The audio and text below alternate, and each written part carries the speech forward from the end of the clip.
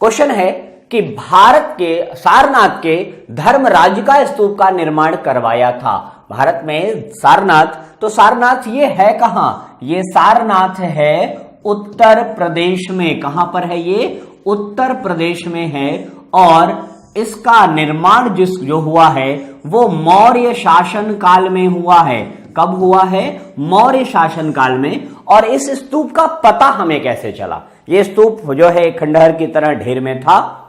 इसके ईंटों को निकालने का प्रयास किया गया 1794 ईस्वी में। ये से स्तूप नहीं जानते थे लोग। 1794 दीवान जगत सिंह ने इसके ईंटों को जो है निकालने का प्रयास किया। तब पता चला कि यहां स्तूप है और इस स्तूप का निर्माण मौर्य शासन काल में हुआ है। और इस स्तूप को जब देखा गया तो इसका व्यास जो है, व्यास ये कितना है? इसका व्यास आपका है 13.49 मीटर। कितना है? ये व्यास है 13.49 मीटर। और इसका निर्माण कराया गया है अशोक महान के द्वारा। किसने कराया है? अशोक महान ने कराया। क्लियर? अगले क्वेश्चन पे चलते हैं जो सेशन का अगला सवाल होगा। यस, वो और भी बेहतर है कि चाणक्य अपने बचपन में किस नाम से जाने जाते थे? चाणक्य, जिसके नाम से लोगों को डर लगता है। एक ऐसा कूटनीतिज्ञ जो अपने आप में मिसाल रहा। और यह मौर्य युग में जो है मौर्य शासनकाल के दौरान इसने अपनी प्रसिद्धि प्राप्त की। और यह ऐसा व्यक्ति है जो भारत के सबसे पुराने विश्वविद्यालय तक्षशिला विश्वविद्यालय में आचार्य के रूप में भी काम कर चुके हैं। तो चाणक्य का एक नहीं बल्कि दो और नाम है। एक तो है इनका विष्णुगुप्त नाम और दूसरा नाम इनका क्या है ये आप लोग खुद जानते हैं। चाणक्य इनका पहला नाम है और दूसरा विष्णुगुप्त इनका नाम है। साथ साथ इन्हें एक नाम और बुलाया जाता है जो कहा जाता है कौटिल्य। क्या कहा जाता है? कौटिल्य कहा जाता है। और यही इनका सबसे ज्यादा पॉपुलर नाम है। इन्होंने एक पुस्तक लिखी जिसका नाम है अर्थशास्त्र। अर्थशास्त्र में इन्होंने एक सिद्धांत दिया जिसे नाम मिला है सप्तांग सिद्धांत। और इस सिद्धांत में क्या बताया गया है? राजनीति से संबंधित ज्ञान। तो यह अर्थशास्त्र जो इनकी पुस्तक है यह राजनीति से संबंधित है। किससे? पॉलिटिकल साइंस से संबंधित है। यह राजनीति से संबंधित पुस्तक है। यह 375 ईसा पूर्व से 283 ईसा पूर्व के मध्य रहे। कब? 375 ईसा पूर्व से 283 ईसा पूर्व तक रहे। और ये चंद्रगुप्त के प्रधानमंत्री की हैसियत से शासन किया। इन्होंने घनानंद को पराजित करने में चंद्रगुप्त मौर्य की मदद की और मौर्य वंश की स्थापना में कौटिल्य का बहुत बड़ा योगदान था। क्लियर? अगले सवाल पे चलते हैं जो सेशन का तीसरा सवाल होगा। चंद्रगुप्त मौर्य ने सेल्यूकस को किस वर्ष पराजित किया? तो सबसे पहले तो हम लोग सेल्यूकस को जानते हैं। यह सेल्यूकस सीरिया का शासक था। कहां का? सीरिया का शासक था। और सीरिया का शासक हिंदुकुश पर्वत पार करके भारत पर आक्रमण करता है। और इस युद्ध में सेल्यूकस को चंद्रगुप्त मौर्य ने हरा दिया था। और उस हराने का परिणाम क्या था कि सेल्यूकस के प्रांतों पर चंद्रगुप्त मौर्य का अधिकार भी हुआ। और सेल्यूकस की बेटी हेलेना, सेल्यूकस की बेटी थी हेलेना, इसकी बेटी हेलेना से चंद्रगुप्त मौर्य ने विवाह कर लिया। तो ये इस युद्ध का रिजल्ट रहा। लेकिन सेल्यूकस को चंद्रगुप्त मौर्य ने हराया कब? 305 ईसा पूर्व में। क्लियर? तो ये युद्ध जो है चंद्रगुप्त मौर्य के फेवर में गया था। और यहां पर चंद्रगुप्त मौर्य ने एक ऐसा कार्य किया जो भारत में पहली बार हुआ। यह कार्य क्या था? अंतरराष्ट्रीय संधि। भारत में संधियां भारत के अंदर के राज्यों से होती थी। पहली यह संधि थी जो एक विदेशी राज्य से हुई, सीरिया से। तो सीरिया से होने वाली यह पहली संधि, यह भारत की पहली अंतरराष्ट्रीय संधि थी। क्लियर? अगले क्वेश्चन पे चलते हैं जो नेक्स्ट क्वेश्चन इस सेशन का होगा। अगला क्वेश्चन है मौर्य काल में तक्षशिला के प्रसिद्ध शिक्षा केंद्र के द्वार किन वर्णों के लिए खुले थे? किन वर्णों के लिए मतलब किस समुदाय के लोगों के लिए? तो जल्दी से इसका आंसर दें हमें। यस, चौथा सवाल। बेसिकली हम बात कर रहे हैं तक्षशिला की। तो तक्षशिला है कहां? तक्षशिला गांधार में था। कहां पर था? गांधार में था। और गांधार उस भारत का हिस्सा है जो विभाजित नहीं था। तो बेसिकली ये गांधार अविभाजित भारत का हिस्सा है, आज यह भारत का अंग नहीं है। ठीक, यह जो है उस समय गांधार प्रदेश की राजधानी हुआ करती थी तक्षशिला। तो गांधार की राजधानी तक्षशिला, यहां पर दुनिया का सबसे बड़ा शिक्षा केंद्र खुला और यह ऐसा शिक्षा केंद्र था जहां पर जिस विश्वविद्यालय के आचार्य बनाए गए थे, कौन? जिस विश्वविद्यालय के आचार्य बनाए गए थे यह है कौटिल्य। क्लियर? तो यहां पे आपको आंसर क्या करना है कि किन वर्णों के लिए खुला था ये विश्वविद्यालय, यह शिक्षा केंद्र? तो यह ब्राह्मण, क्षत्रिय और वैश्यों के लिए खुला था। किसके लिए? यह जो है ब्राह्मण, क्षत्रिय और वैश्यों के लिए खुला था। यह वो विश्वविद्यालय है जहां पर 405 ईस्वी में जो है फाहियान यात्रा करने आया था, या फाहियान यहां घूमने आया था। कब? 405 ईस्वी में। कहां पर? तक्षशिला में, जो ब्राह्मण, क्षत्रिय और वैश्यों के लिए ओपन रहता था। क्लियर? अगला सवाल आपका ये रहा, अशोक ने कुल कितनी रातें धम्म यात्रा में बिताई?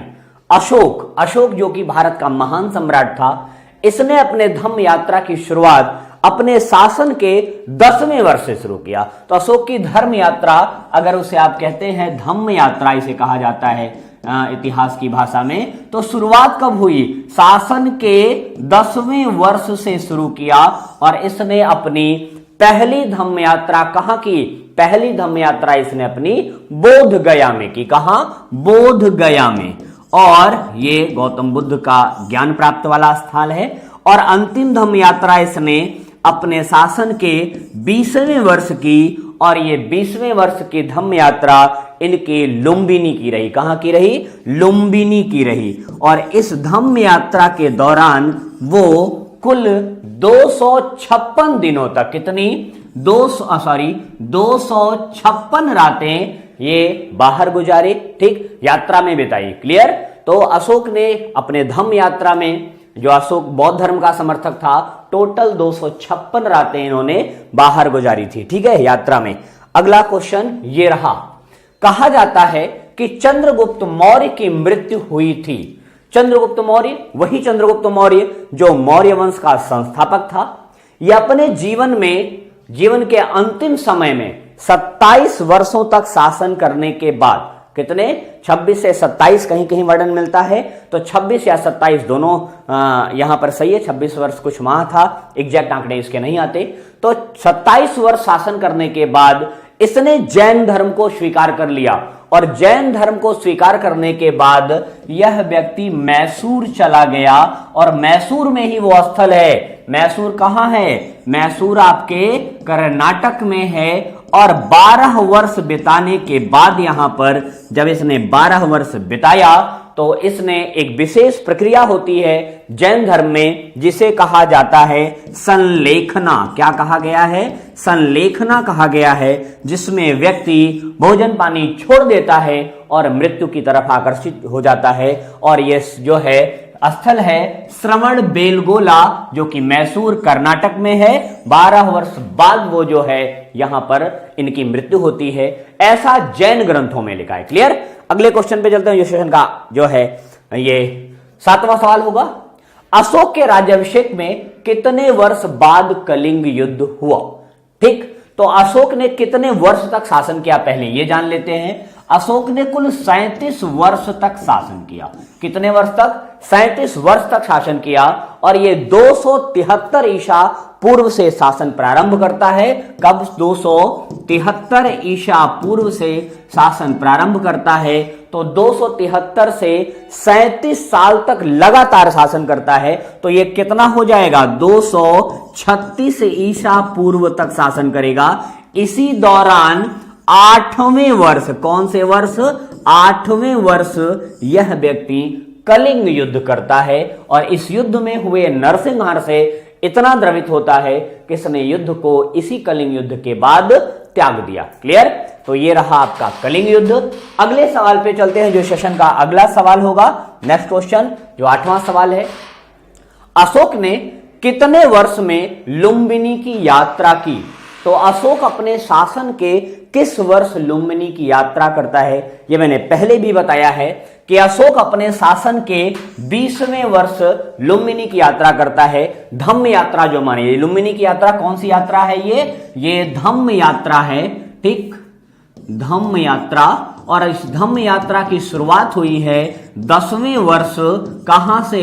बोध गया से। और इस बोध गया की यात्रा से प्रारंभ करने के बाद 20वें वर्ष वह व्यक्ति अशोक पहुंचता है लुम्बिनी। क्लियर? अगला सवाल आपका ये रहा। नेक्स्ट क्वेश्चन, निम्नलिखित स्थानों में से कहां वृषभ शीर्ष वाला अशोक स्तंभ स्थित है? वृषभ का मतलब यहां पर है बैल। अशोक के मैक्सिमम जो है अशोक स्तंभ ये शेर के शीर्ष वाले हैं, तो इसमें सारनाथ है। सारनाथ बेसिकली ये शेर वाला है, ठीक, इसके शीर्ष पर शेर है, ठीक। सकिंसा यहां भी शेर है और सांची यहां भी शेर है।